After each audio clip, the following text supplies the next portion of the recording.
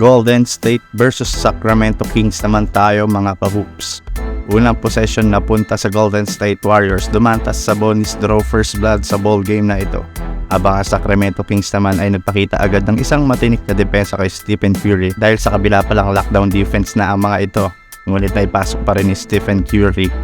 Habang ang Kings naman ay may sagot pa rin sa isang fast break dunk ni De'Aaron Fox at sumagot rin si Klay Thompson na nagtala ng unang 3 points para kunin ang unang kalamangan. Ngunit dahil sa mga magandang depensa ng Kings, nakaagaw ang mga ito ng dalawang sunod for easy 2 points dunk ni Barnes at ni De'Aaron Fox para kunin ang bahagyang kalamangan.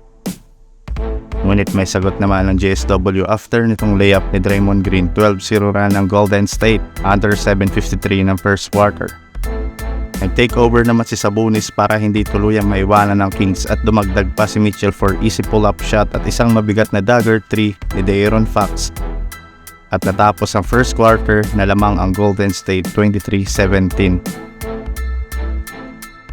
Second quarter, isang mabigat na 3-point shot naman ang binitawan ni Malik Monk para ilapit ang Kings 20-23 at sinunda naman ni Len sa isang magandang steal nito sa gitna for a monstrous dunk. Habang sa kabila naman ay sumagot si Jordan Poole for a hard layup at isang pull-up jumper naman ni Klay Thompson para kunin ang tatlong kalamangan. Ngunit sumagot naman agad ang Kings na may 6-0 run pagkatapos ng isang 3 points ni Malik Monk at agad naman napatawag ng timeout si Steve Kerr para putulin ang momentum.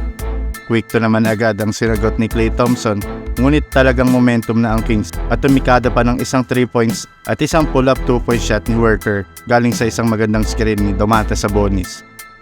Dito naiwanan ng paunti-unti ang Golden State 40-50 ng larong ito, ngunit sumagot naman si Wiggins at GP2 para ibaba ang kalamangan. 58-52 lamang ang Kings end of second quarter.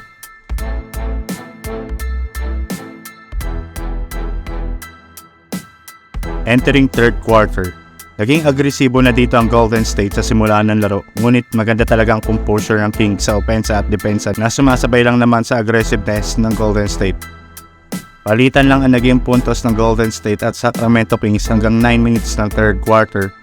Ngunit dahil sa quick 5 points ng Golden State at sa dagger 3 ni Klay Thompson, bahagyang naibaba ang kalamangan sa 3 na lamang, but still De'Aaron Fox floater ang sagot ng Kings at teardrop ni Werther para ilayo naman ang Kings. 73-64 lamang ang Kings. Under 3:20 minutes, lumobo na ang kalamangan sa 2 digits, 81-67. Habang ang Golden State naman ay nagkaroon ng 8-0 run dying minutes na ng third quarter, lamang ang Sacramento Kings sa papatapos na third quarter. Entering fourth quarter, palitan lang ang naging punto sa kamay ni Stephen Curry, Mitchell at sa isang hesi jumper ni Draymond Green sa mid-range. At pagkatapos nito, isang explosive ni De'Aaron Fox ang ginawa nito matapos iwanan ng mga bantay nito at gumawa ng isang smooth layup sa harap ni Draymond Green.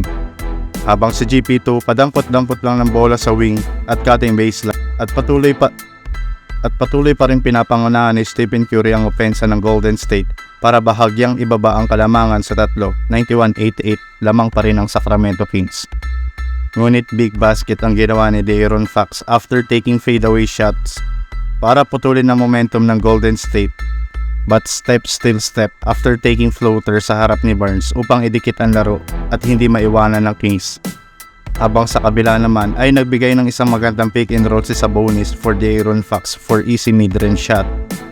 Tanging si Stephen Curry lang ang bumubuhay sa Golden State sa fourth quarter, ngunit talagang maganda ang chemistry ni Fox at Barnes. After ng maganda nitong cut sa baseline at magandang pasa ni Fox at sinundan pa ng 6-0 run nila para ilayo ang Kings 101-96 under 3:44 na fourth quarter. Pero ayaw talaga paiwan ng Golden State at maidikit pa nito ang laro 101-102 nang biglang sumagot naman si Domantas sa ilalim ng isang mabigat na putback. At dito unti-unti nang lumayo ang Kings para selyuan ang laro at kunin ang 2-0 series lead kontra Golden State Warriors.